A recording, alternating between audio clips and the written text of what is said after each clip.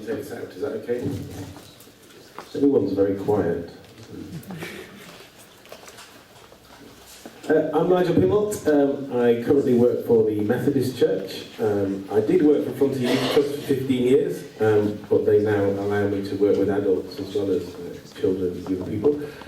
I'm quite new in the post, so I've got special leave to come out tonight to explore this topic. Oh, the clicker, does it work?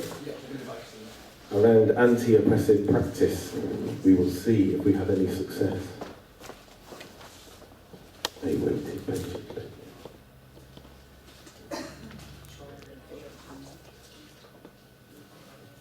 Isn't it funny when people... Some people point to the screen, don't they? It doesn't work. So we have perhaps a definition around oppressive practice. It might be seen in terms of the domination of subordinate groups or individuals by more powerful groups or individuals. So I thought we'd test out the theory this evening. And my first task was to ask everyone to wear a Manchester City shirt. There you go, sir.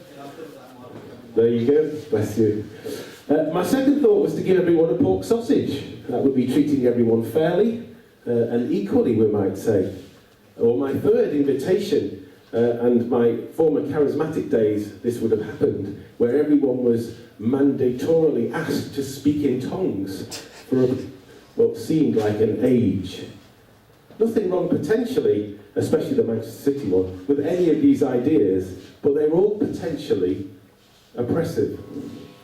There's a few things I currently find oppressive. Performance-orientated worship, where I'm told to stand up, put my hands in the air or make some noise. The outcomes culture, which seems to be so present in youth work and increasingly so in jobs like mine. The clergy-laity divide, where youth workers are often treated as second-class citizens. In church, children and young people are coerced into participating in the service. They clearly don't want to, but they're dragged out to take the collection or perhaps the elements for communion. I think that can be oppressive. And then we have the wider political things, perhaps our attitudes to people on benefits, asylum seekers, and narratives about teachers, junior doctors, and Jeremy Corbyn, I all find often oppressive. And finally, whenever Donald Trump opens his mouth, I find it oppressive.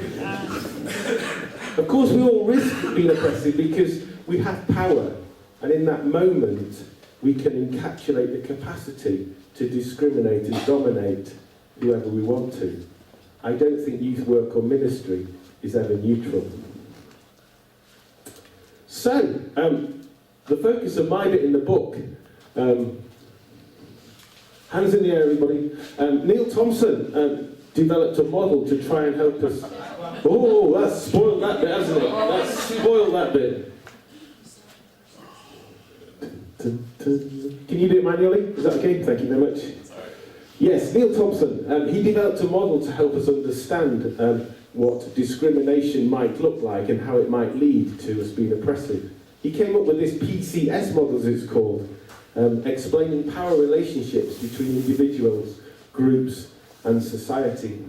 At a personal level, it's individuals' views which potentially might be discriminatory. For example, a young person might use sexist language, or a youth worker might indulge in racist activity. There's a cultural level where our shared values, if you like, or that sense of what we commonly own, might become discriminatory in themselves. Our shared beliefs about what's right and wrong, good and bad, can form a consensus which can be discriminatory. All migrants and asylum seekers are after our benefits. All young people should go to university. And all Muslims are potential terrorists are some of the common narratives which I observe. And then, of course, there's the S, the structural level, about how the world is constructed and what is sewn into the very fabric of society, if you like. And I find those often discriminatory things are very powerful, but perhaps more subtle. So I get very frustrated that young people are dominated by the lens of economics and money. And often young people's value is seen in the worth they can bring by the job they get. As Bill Clinton said, it's the economy, stupid. Of course, I drew on that example from my excellent book, which I talk about this extensively. I did that deliberately because that's potentially oppressive. I've noticed it's often easier when we look back or look at others to see how they discriminate, but sometimes the oppressive logs in our own eyes are more difficult to see. The next slide, please. Oh no, there it was, another oppressive moment. And the next slide, please. This is an ironic slide, by the way. I recently facilitated a number of consultation conversations on behalf of the Methodist Church about revisiting that church's definition of marriage. Some of the conversations went well, some really didn't. I understand it's a hot topic and people have very strong views, and I love a good debate. I'm very at ease having a good debate. But what I don't enjoy is being abused and oppressed by people who proclaim to be self-appointed purveyors of the truth. There were people present who weaponised certain verses of Scripture whilst ignoring numerous others. There were those who shouted down the thoughts and feelings of others, and people who sought to sabotage the process of dialogue in the name of God. What I witnessed was highly discriminatory and very oppressive. I accept their views may be true, in inverted commas, that is fine. But what is not fine is the way they portray those views. And I came to the conclusion that if the way some people represent God by how they act, then I'm not convinced that I want to follow that God. And I find that quite challenging. Next slide, please.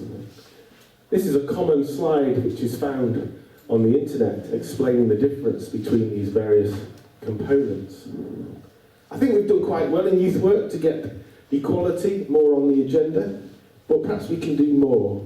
Perhaps we can promote equity, embracing, to borrow from some of my PhD stuff, those twin bedrocks of human flourishing and the common good that avoid us being too individualistic. And perhaps picking up on what Alistair said, if participation and empowerment are key youth work and ministry values, how can young people participate in things like facilitating communion, preaching and ministering when the church systems often prevent them from doing so? How might our models of mission be more symbiotic rather than colonial or perhaps imperialistic? And how, and this is what I'm currently working on, can the voices of young people be heard without adults filtering what they say? I wonder how we can be more inclusive. And again, perhaps Alistair touched on this. But how might we include those young people with special education and other needs in our worship, teaching and discipleship efforts? One of mine is, I like to work participatively, I know not tonight, but I know certain conference organisers hate it because it means they can't sell the tape, because you're doing Greek work, whereas really they want to get people to download the MP3, and moments of silence are not very good. Next slide, please. We're nearly done. There is a big but to all of this. Thompson's model is a theory, and it's one not always in symmetry with biblical narratives. I think Scripture presents a number of challenges to us around this subject matter. So whilst the psalmist says, and I'll read, "Happy is the one who seizes your infants and dashes them against the rocks," smashing babies' head on rocks, at the very least, might contravene your safeguarding policy. Even the most liberal amongst us might consider that killing the firstborn children of a nation might be somewhat discriminatory. And we've not even begun to talk about plagues, hospitality tensions in Sodom and Gomorrah, or the somewhat premature passing of Ananias and Sapphira for holding back on the collection. Jesus makes it worse. His language is terrible, whitewashed tombs, and he's borderline racist in his encounter with the Syrophoenician woman. And those poor old disciples were often on the wrong end of an oppressive, "get thee behind me, Satan." I guess if it happened today, the current Goddard inquiry would certainly want to interview Jesus for being at odds with some of this practice. And finally, please. So to conclude, let's aim not to be discriminatory and oppressive. I certainly don't get it right, and I may well have oppressed you and made mistakes tonight. Please feel free to follow Just for Balance, Manchester City, Liverpool, Tottenham, Chell, maybe not. Or nobody, and encourage young people to do the same. Feel free to have a sausage, but don't insist everyone eats one. There might be vegans, vegetarians, some people with allergies, those from a Jewish or Muslim heritage, or people who don't like sausages. Enjoy speaking in tongues, but also value and encourage silence, liturgy, and those contemplative and creative acts so many young people find helpful in connecting with God. And perhaps we can end with a quote from Martin Luther King, and I'll tell the story very briefly. I bought this t-shirt in Washington on a very hot summer's day, and I don't like buying things without trying them on, so I approached this lady. This is Martin Luther King, the champion of civil rights. And I said, can I try it on? And she said in a very broad American accent, you ain't trying it on if you're sweaty. And she wouldn't let me try it on because I was sweaty. And I thought that was hugely ironic, given the context of trying to buy the t-shirt. But Martin Luther King said this, he says, the ultimate tragedy is not the oppression and cruelty by the bad people, but the silence over that by the good people. And with that, I will end. Thank you. Thank you.